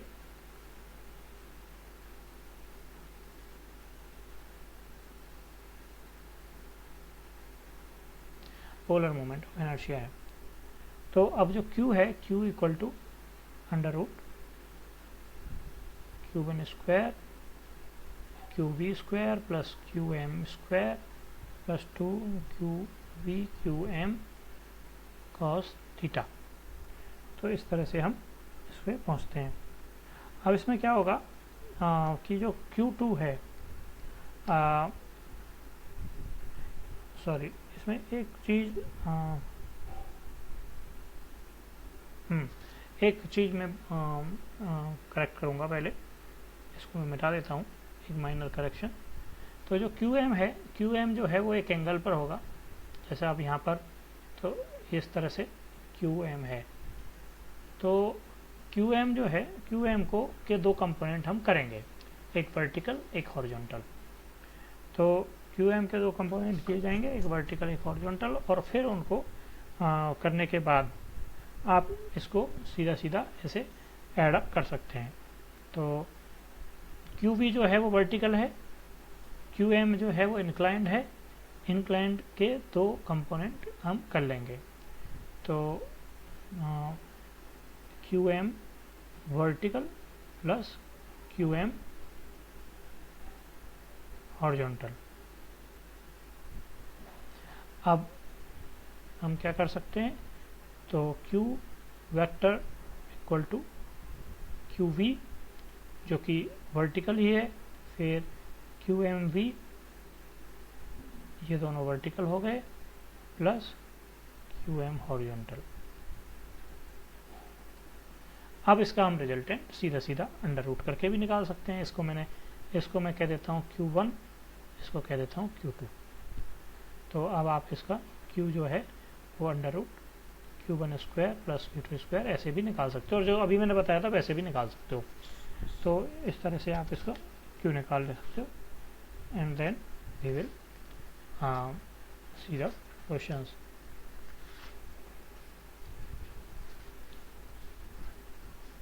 अब इसके केस में अब ये तो शेयर के तक के हो गए। अब हम बात करते हैं कि क्या होगा अगर कंबाइंड एक्सियल और शेयर स्ट्रेसेस हैं। तो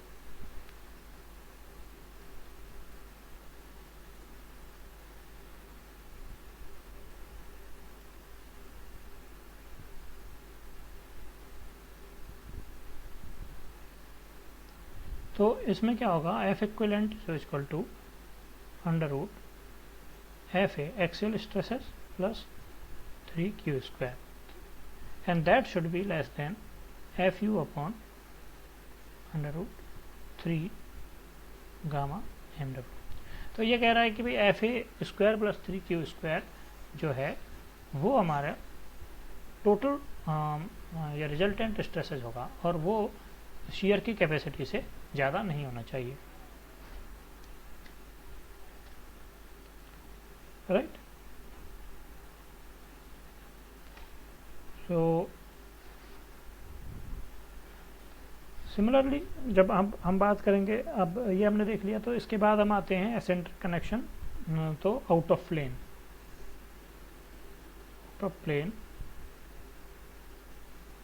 एसेंट्रिक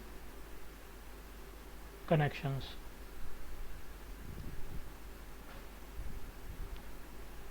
तो आउट ऑफ प्लेन में क्या होता है, सेम जैसे अभी थोड़ी देर पहले एक्सप्लेन किया था, यहाँ पर एक ब्रैकेट होगा और यहाँ पर वेल्डिंग होगी। अब ये जो वेल्डिंग है, अगर मैं अगर सामने से देखूंगा तो ये वेल्डिंग जो है वो इस तरह की नज़र आएगी।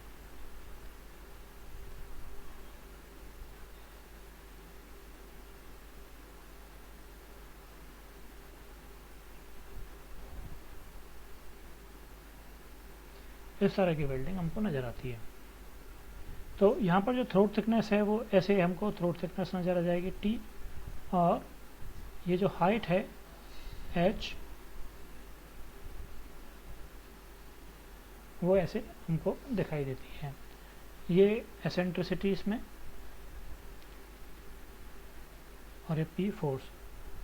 तो अब इसके इसमें अब जो डायरेक्ट शेयर है जो यहाँ पर, तो direct shear Q equal to P upon, अब ये HH दो बार है तो इसको हम 2HT, जो विड्थ है इसको हम इग्नोर कर रहे हैं, तो कम होगी विड्थ, थोड़ी सी होगी ये विड्थ, तो इसको हमने इग्नोर कर दिया कि विड्थ इज़ वेरी स्मॉल, तो 2HT हमने यहाँ पर लिख दिया।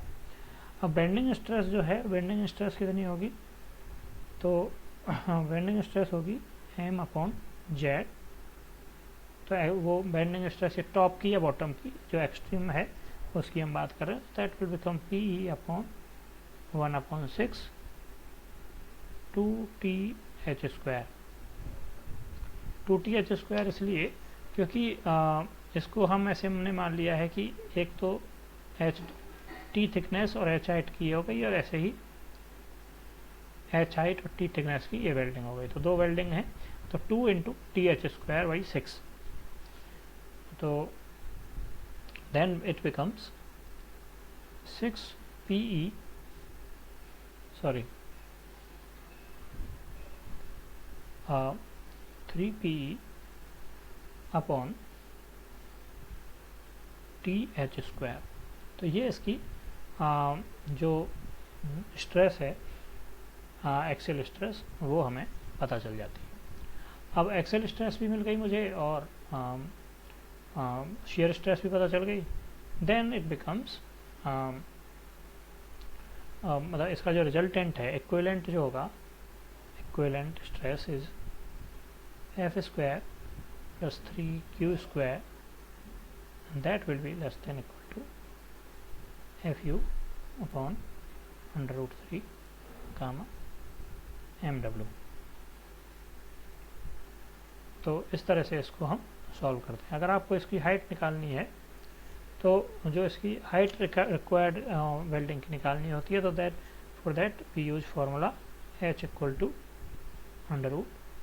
√6m / 2T FWT। अब इसको थोड़ा सा अपर साइज रखते हैं, तो इसमें 1.1 से या 1.2 से जो भी आपको कन्वीनियंट लगे उसके साथ हम डिज़ाइन की स्टार्ट करते हैं। तो अब आपने एक बार H ये मान लिया, ये H मानने के बाद फिर आप ये चेक करोगे कि आपका जो डिज़ाइन है वो सेफ है या नहीं। So this is how we finish out welding. Now we will move to the next question, next portion. Before that, I would like to take questions. So the numericals we will cover in lab, and right now let me know if you have any doubt.